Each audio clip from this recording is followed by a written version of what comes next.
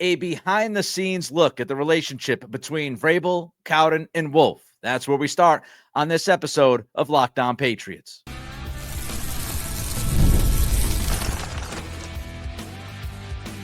You are Locked On Patriots, your daily New England Patriots podcast. Part of the Locked On Podcast Network, your team every day.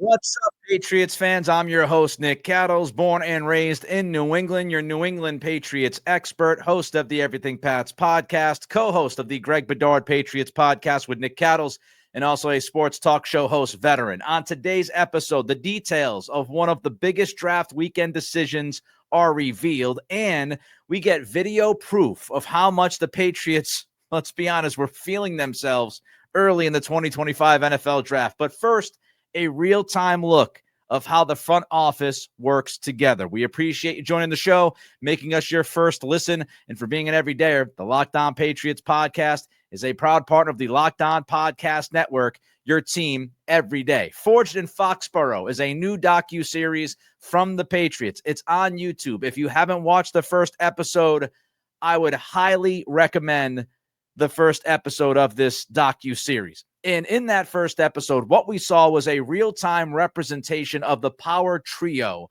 working well together. Now, who is the power trio? Who consists of that trio? Well, Mike Vrabel, obviously, is a part of that trio. Eliot Wolf is a part of that trio. And Ryan Cowden is also a part of that trio. The guys who right there sitting in that draft room were making the decisions. The power trio within the Patriots organization in front of the cameras and for all of us to see during this first episode of Forged in Foxborough. And I thought it showed us an awful lot. Let's begin with Ryan Cowden. Cowden, during the first episode, mentions that he has known Eliot Wolf for about 20 years. Now, he hasn't worked with Eliot Wolf before, but he has some kind of a relationship with Wolf because they've both been in NFL scouting for a couple of decades. And when you work that long in the league, you are bound to run into each other, have conversations. So there is an existing relationship between Cowden and Wolf. And sometimes I think that gets overlooked. When Mike Vrabel brought Cowden in, as soon as he got the job here in New England as the head coach, we all wondered, what did that mean for Wolf? What did that mean for his future? Well, Cowden has a relationship with Wolf. It doesn't mean they're close, but they had some kind of relationship for a number of years before Cowden was brought in. They've obviously had conversations between each other before they worked together here in Foxborough. So the fact that Ryan Cowden has known Eliot Wolf for almost 20 years or about 20 years, I do think that means something. And I thought you could see that relationship and really respect between the two guys throughout this first episode, and especially during draft weekend. It was also obvious, if you were watching, that Eliot Wolf was the point man in this operation. Doesn't mean he made the final decision. I'll get to that a little bit later. But watching this first episode of Forged in Foxborough, it was obvious that Eliot Wolf played a major role in this draft. He was the point man. He was the guy that was constantly on the phone. And what I found interesting was the Wolf-Cowden collaboration was key to this operation. The back and forth between Wolf and Cowden, it was a healthy dialogue. Wolf kept going to Ryan Cowden, asking him his thoughts about trades, in which trade scenario made the most sense. Would they want to move down? Would they want to move up? In those conversations, from what we saw in this first episode, those conversations were mostly had by Wolf and Cowden. And their collaboration throughout the draft was obviously vital to how things went during that weekend. Meanwhile, Mike Vrabel, who I thought would be a little bit more influential, was not as overwhelming as expected in that room. And what I mean by that is, if you expected Mike Vrabel to be standing in front of the room, giving directions, giving orders, asking Eliot Wolf and Cowden certain questions, putting their feet to the fire, from what we saw, and we have to remember this is from the team, which I'll talk about in a minute, but from what we saw during this first episode, Vrabel let Wolf and Cowden do their job. He let them go back and forth and have these conversations. He would weigh in every once in a while, but his influence in that room during those conversations was not as overwhelming as I had expected. And so that was a little bit of a surprise. Now, with that said, Vrabel absolutely had final say. And there were a couple of instances where Eliot Wolf would look at Vrabel and say, are we okay doing this? Are you okay doing this? And I thought that showed us what we've been talking about over the last few months, that this is Mike Vrabel's program. He is running it, and he is going to make the final decisions. He talks to the scouting staff. He works with Cowden and Wolf. He gives them the player profiles. They go to him with thoughts. They go to him with scenarios. They have these conversations with other NFL GMs and, player personnel chiefs. And after those conversations, inevitably it ends up in front of Vrabel, and he gives the thumbs up or thumbs down.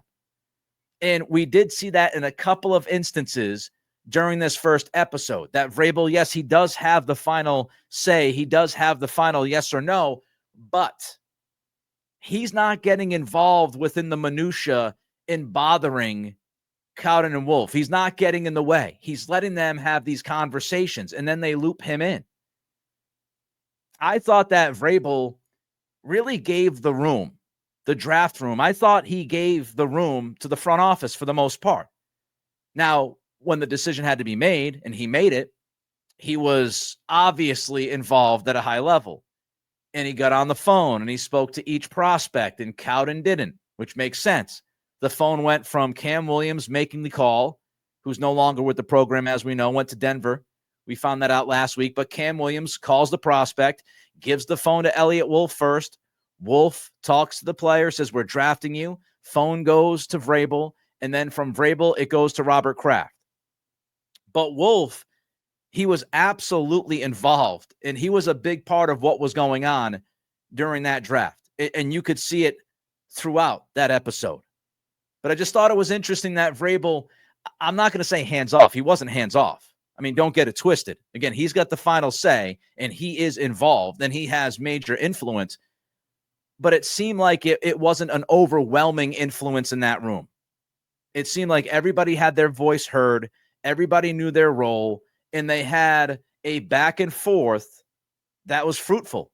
And I know we've heard the word collaboration a lot, and some people, they get all freaked out. They get cringed out by the word collaboration. Collaboration is what happens. That's what happens in front offices.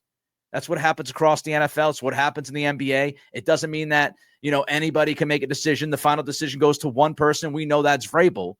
But what we saw in that video from Forged in Foxborough during the draft, what we saw throughout that video was a collaboration. Wolf and Cowden dealing with all the conversations, getting back to Vrabel. Vrabel, what do you think? Do you want to do it? Yes or no? Boom, it's done. Now, as I said a couple of minutes ago, we do have to remember that this is from the team. And we're not seeing, at least I don't think we're seeing, the entire picture. So from what we saw, Vrabel's influence was not overwhelming in the room, and he wasn't breathing down the neck of Wolf and Cowden, but that's what we saw. And what we see is what we're being allowed to see. So we don't know if there were other moments that were captured on video that might represent a difference of opinion regarding this relationship between these three guys. This is what we see, and this is what we see because this is what the Patriots want us to see. Now, the conversation about the pick at number 38, I thought was eye-opening, and we'll get to that in just a couple of minutes in the next segment. But just remember that. This is a Patriots-produced show, and they are going to show us what they want to show us. They had a conversation about Kyle Williams, for example, during, the Senior Bowl, and they highlighted Kyle Williams and how he had the best day for a receiver. That doesn't get into the first episode if they don't draft Kyle Williams. So there's going to be some pumping of the tires. But from what I saw, it certainly seemed like Cowden, Wolf, Vrabel worked very well together. They respect each other. And Vrabel gave his lieutenants in the front office the latitude to go back and forth and hammer some things out and then come to him and say yes or no. And that's the way it should work. And so I thought it was a really fun look, and it gives us a little deeper of an understanding as far as how these guys work together and those relationships that they have formed, especially from Eliot Wolf's side, who is new to this equation, given Cowden and Vrabel work together in Tennessee. We now have the details behind one of the biggest decisions the Pats made during draft weekend. That's coming up next as we continue with today's episode of Locked On Patriots, part of the Locked On Podcast Network, your team every day. Say goodbye to sticky notes, scribbled plans on the fridge, and overlapping calendar invites. The Skylight Calendar is here to bring clarity to the chaos and help families stay organized without the stress. This sleek digital display syncs with your existing calendars, Google, Apple, Outlook, and more, making it simple to track appointments, practices, dinners, and reminders all in one easy-to-see place. I mean, what would it mean to eliminate the "I didn't know" excuse from your family's routine? How often do plans get missed because they're buried in a digital calendar or not written down at all? I have issues as a single person, one person in my household here, along with my wife. I have issues at times remembering what I'm supposed to do because it gets buried in my calendar. I can't imagine bigger families. Must be crazy. Well, right now, Skylight is offering our listeners $30 off their 15-inch calendars by going to skylightcal.com/NFL. Go to skylightcal.com/NFL for $30 off your 15-inch calendar. That is skylightcal.com/NFL. The Patriots must really love TreVeyon Henderson. That was one of the takeaways I had when watching the first episode of Forged in Foxborough. They must love TreVeyon Henderson because we now have the details of what was offered to them for them to trade the 38th pick in the draft going back several weeks ago. We found out that the Patriots had a deal on the table. It was offered number 58, number 79, and a 2026 third-round pick. So they could have traded number 38 and gotten 58, 79, and a third-round pick in next year's draft for that pick. That ended up being TreVeyon Henderson. And putting two and two together, the fact that Houston had the 58th pick in the draft before they traded it to the Raiders, that tells us Nick Caserio, the Houston Texans, they wanted to jump up 20 spots. They wanted to go from 58 to 38 to draft somebody. We don't know if that would have been Henderson or somebody else, but they desperately wanted to make that jump. And they offered 58, 79, and a third-round pick in next year's draft to make that jump. That's a pretty good return for the Patriots. I know you're dropping 20 spots from 38 to 58, but you're talking about, a second-round pick, a third-round pick, and a third-round pick in next year's draft. That's a pretty decent haul for the 38th pick in the draft. And the Patriots said no. They thought about it. They went back and forth. Wolf and Cowden had a conversation. Vrabel got looped into that conversation. Everybody was talking. All three of those guys were going back and forth with their thoughts, their ideas. What should we do? What should we not do? But in the end, as Eliot Wolf told us right after the second day of the draft, Eliot Wolf had said that there was a debate about the 38th pick. Now, Wolf said that the debate about the 38th pick was about a player who ended up getting drafted, which we think is the guard that got drafted by the Miami Dolphins at 37 when the Dolphins traded up to 37 to draft the guard. We say that because there's a reason why they leapfrogged the Patriots, and I don't think it's a coincidence that Eliot Wolf is out there telling us that, yeah, we had a back and forth, we had a debate about who we were going to pick at number 38, but then that guy was drafted. So if you look at it, what we didn't know were the details behind what was offered to the Patriots, because Wolf also said that they were on the phone, they were talking trade, and that they really kind of let the clock go down to about the final minute before the decision was made. And that's what you see from this episode of Forged in Foxborough. You see that deliberation process, and it was about 58 seconds or so when the Patriots made their decision that they were going to draft Henderson and not make the deal. Now, a few things about TreVeyon Henderson, the decision to draft Henderson, the decision to turn down that trade offer. And I start with Ryan Cowden again, because Cowden, I thought, made the most important comment throughout that back and forth. Eliot Wolf told Cowden what the offer was. He said, look, we get 58, 79 in a 2026 third-round pick, or he said a third-round pick in next year's draft. Cowden takes in that information, and Cowden said, quote, these 20 guys, or who we think has the biggest impact, who can have the biggest impact for us like right now. And that's the question that Cowden asked Wolf, and that's the question that inevitably also was put to Vrabel, which is to say, look, we're sitting at 38. If we go from 38 to 58, we have to compare. We've got to look at those 20 guys, the next 20 names on the board, and we have to look at, okay, do we want to side with these 20 guys, or do we want to side with who we think will give us the biggest impact? And they clearly thought at that point, TreVeyon Henderson, the impact that Henderson could give to this football team in 2025 was much more important than the 20 guys that were going to follow that pick at 38. Much more important. They did not want to lose the opportunity to draft TreVeyon Henderson. And with that offer on the table, that should tell you how much they loved TreVeyon Henderson. And it also tells us that the Patriots, in that moment, they went with best player available because they were looking at their grading system. They were looking at their board. They saw the next 20 names on their list, and they said, no, we want the impact of Henderson because we think he's the best player available. They trusted their board. They trusted their grading of Henderson.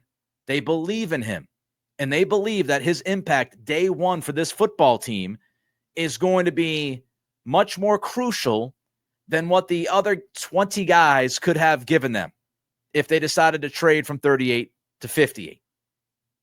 So I thought that was a great look into the process when Cowden asked that question and they think about it and they inevitably draft Henderson BPA because they trust their board and because they love Henderson. Now, there was another offer that was on the table for the Patriots, and this one was much less sexy, but there is a portion of this conversation that we see where Matt Groh is also on the phone, and Matt Groh tells Wolf that Chicago has called, and Chicago is offering a 7th-round pick to swap 38 and 39. The Bears were going to be on the clock at 39. They offered the Patriots a 7th-round pick to jump up to 38, just swap 38 and 39. And you would have to imagine, now maybe I'm wrong, but to me, and I know Mike Reese wrote this as well, he had the same thought, when you're watching this play out, it feels like Ben Johnson now with Chicago had his eyes on Henderson.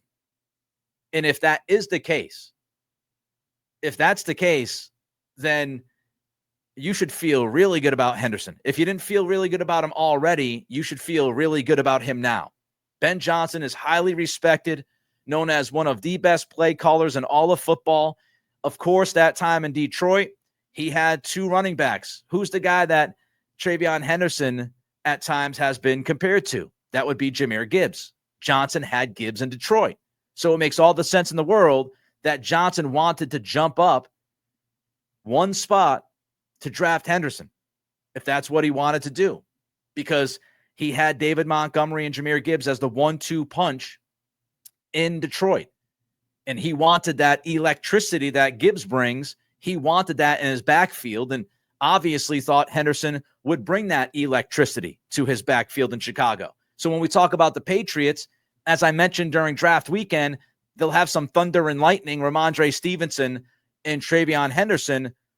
Well, that's really what you look at with the Lions, and that's what you're trying to create here. And Ben Johnson was thinking the same thing.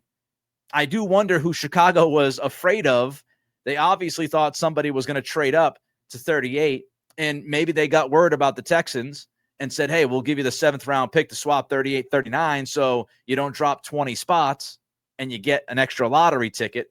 But it should make you feel even better about Henderson, the fact that Chicago and Ben Johnson were looking at him and wanted to pull that swap off. One quick thing as well with the Henderson draft pick. Eliot Wolf had a lighter moment with the room when he ends up saying after they draft Henderson, he talks about Vrabel, Cam Williams, and Stretch, John Stryker, and says that he was, pretty much outnumbered 3-1. Those are the three Ohio State guys. And I do think connections matter. Connections matter. The idea that you got three guys that went to Ohio State, they obviously get great information on TreVeyon Henderson, and that helps the evaluation process.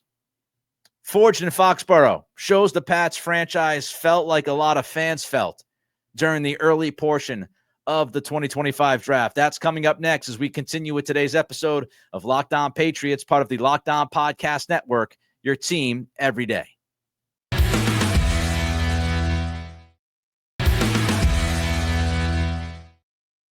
Forged in Foxborough, the video of the draft room told us everything we needed to know about how this organization felt as the draft was moving. It was clear. It was clear to me. If you go back and you watch this episode and you watch the draft room through the Kyle Williams pick, when the Patriots draft Williams at 69, go back and just watch the reaction from Vrabel, from Wolf, from Cowden, from the scouts in the room, from Cam Williams. Go back and watch everybody's reaction once that pick is done with.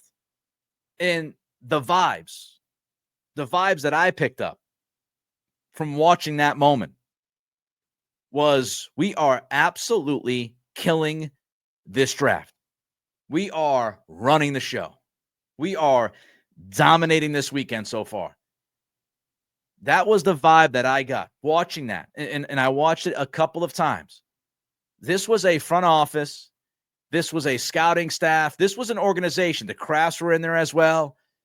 This was an organization that as they watched the early portion of this draft play out, I almost said the Drake May pick. That was last year, Nick. The Will Campbell pick, the TreVeyon Henderson pick, the fact that they decided not to deal the 38th pick and picked Henderson, and then drafting Kyle Williams. You could tell after the first three picks, this was an organization feeling themselves. They felt fantastic about how the first three picks played out. Now, I'm sure you would watch a lot of teams around the NFL, and I doubt there would be teams that were sitting in the corner in the fetal position after the first couple of rounds, right? Sure, you could look at a lot of footage, and every team feels like they did great. But there was just this air of confidence that seeped through as I watched this. I said to myself, these guys are really confident what they've accomplished. Like they feel really good. And I remember saying this. I tweeted this as well when Eliot Wolf spoke to the media after I think it was after the second round and third round. And Wolf went out there. It was on Friday night. And Wolf goes out there. And I mentioned it at the time. Wolf with the media, that was the most confident that I have ever seen Eliot Wolf with the media. And he just had this swag to him almost of, we just killed this. All of you are going to love this. I'm not going to have to face certain questions. Eliot Wolf on that night just seemed to me to show everybody that they were really happy with what they did and what they had accomplished. And when you watch the video in real time, when this is playing out, when they draft Kyle Williams, you can see that. And I think it goes back to the decision that we discussed in the last segment, deciding not to trade the 38th pick, because during that conversation, Vrabel brings up wide receiver and says something along the lines of, well, maybe we go get, one of the receivers that we like. I read that as if the Patriots made the trade and they went from 38 to 58, then it is a real possibility the Patriots would have drafted a wide receiver at 58. Would that receiver have been Kyle Williams? I don't know, but it's quite possible. So when you have that context, when you have that as background information, it makes even more sense why they were very happy in that room. And Eliot Wolf walked out to that press conference on that Friday night like he had just owned the NFL draft. Because if they were looking at Kyle Williams and said, well, if we trade from 38 to 58, We lose the chance to draft TreVeyon Henderson. Who would we draft at 58? Well, maybe we'd go with the receiver. Maybe that guy would end up being Kyle Williams, and you'd have Williams be the pick at 58. And when you think about what really happened, the Patriots drafted TreVeyon Henderson at 38, and they end up with Williams at 69. So if they were looking at Williams as a possibility, if not probability, at 58, and they got him at 69, when you look back at it, you go, man, we got TreVeyon Henderson because we didn't pull the trigger on that trade, and we still got a receiver that we love at 69 who we probably would have drafted at 58. And that means they read the board correctly, and they read that moment correctly. And when that happens, right, that's almost like affirmation, because you land Henderson at 38 and then you come back and you get Williams at 69. It means that the process that you just went through, which was a difficult debate because Houston's offer was a good one. When you go back and you look at it, if you're Cowden, Vrabel, or Wolf, you feel really good about the decision that you made in real time when you're going up against the clock. And you say to yourself, we did it right. We landed the guy who's going to have the biggest impact on our football team right now, and we still ended up with the receiver that we love. We read the board correctly. We read the moment correctly, and our conversation, our process got us to the right result. Another thing that stood out to me, and this might have been a little bit of a smaller detail within some of the bigger stuff we've discussed on this episode, but we always talk about top 30 visits during the pre-draft process. Do they matter? How much do they matter? Are teams bringing guys in to try to fool other teams and make them believe that they're interested in those top 30 visit guys? Or is this team handling their business in the pre-draft process as genuinely as they can? And those top 30 visits are guys that they are genuinely interested in.